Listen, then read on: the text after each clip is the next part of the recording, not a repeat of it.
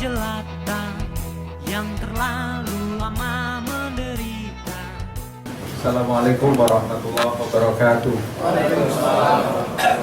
Bismillahirrahmanirrahim.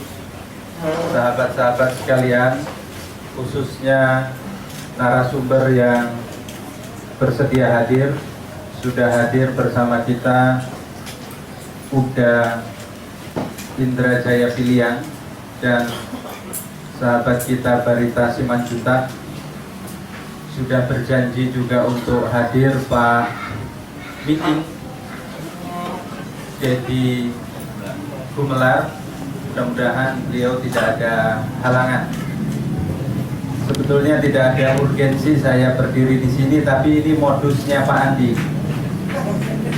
Modus untuk mengenalkan ini pengeras suara yang baru.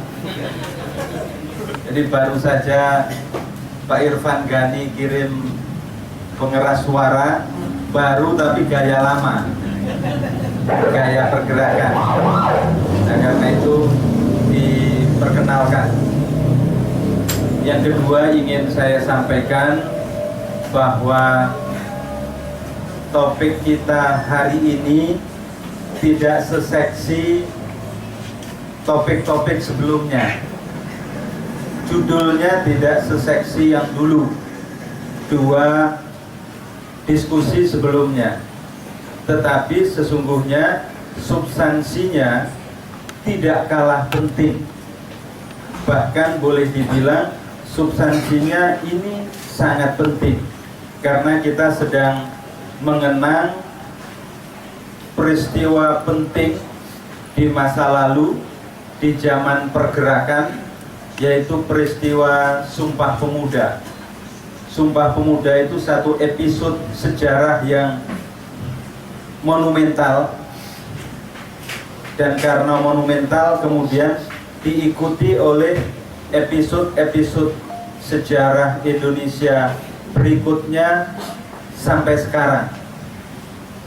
Yang bikin monumental tentu karena Sumpah Pemuda itu dilahirkan oleh anak-anak muda, oleh generasi muda, oleh kaum muda.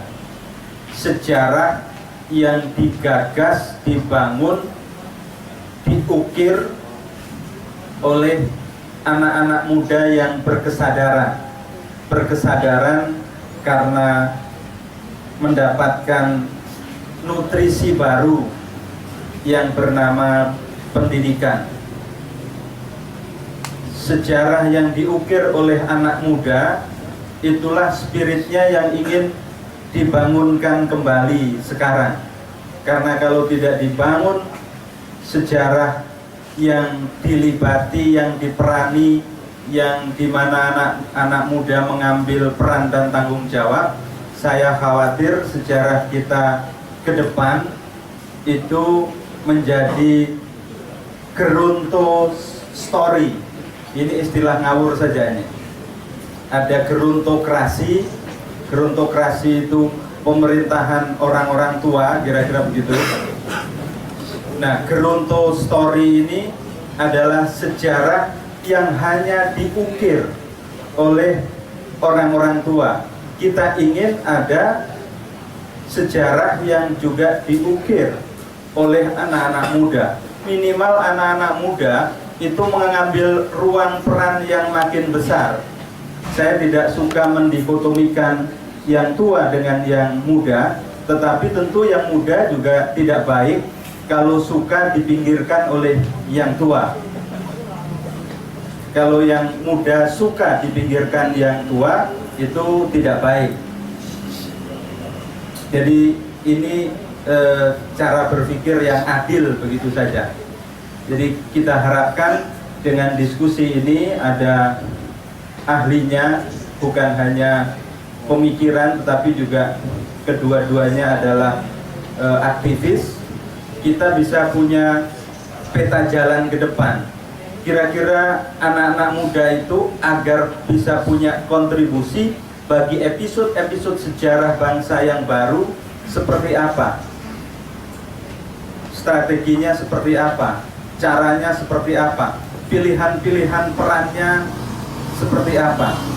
Dengan begitu, maka kita bisa menghindari satu keadaan yang saya kira kurang bagus, yaitu geruntu story. Kalau geruntu story dan gerontokrasi bertemu, itu akan terjadi degenerasi, dan degenerasi itu adalah lawan sejarah yang luar biasa besar. Bangsa ini tidak akan tumbuh maju dan berkembang kalau ada degenerasi. Disinilah dibutuhkan energi anak-anak muda. Pak Indra muda, Pak Barita muda, bukan hanya muda orangnya tetapi juga muda dan segar pikiran-pikirannya. Kita hadirkan bersama-sama kita di sini untuk berdiskusi. Terima kasih. Assalamualaikum warahmatullahi wabarakatuh.